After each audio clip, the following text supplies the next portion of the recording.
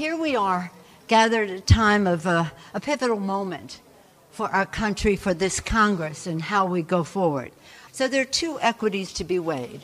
One equity is the integrity of the Supreme Court. The other equity to be weighed is the respect that we have for women when they come forward. Neither of those equities is well served by the process the Republican leadership in the Senate has put forth. It is not in the interest of seeking the truth, to promote the integrity, or to respect the privacy, as I mentioned. The decision Dr. Blasey Ford, Deborah Ramirez, and Julie Swetnick made to come forward took guts. We all support their courageous choice to tell their story. In 1991, it took 7 House women to demand the Senate consider Anita Hill's testimony. At the very least, this hearing should be postponed. I'll never forget watching the blank faces of the men questioning Professor Hill, dismissing her very serious, very credible allegations. Today, the parallels between Clarence Thomas and Brett Kavanaugh are clear. We fully support calls for an FBI investigation. It is an outright injustice that the president and members of his party have dismissed the Bureau's role in such investigations. Because other allegations have come forth.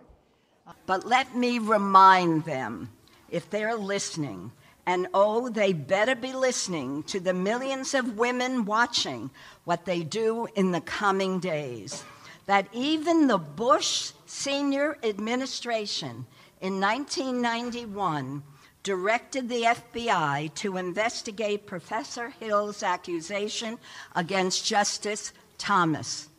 We insist on investigation. It's not. So, Mr. President, do not tell us that the FBI does not want to investigate.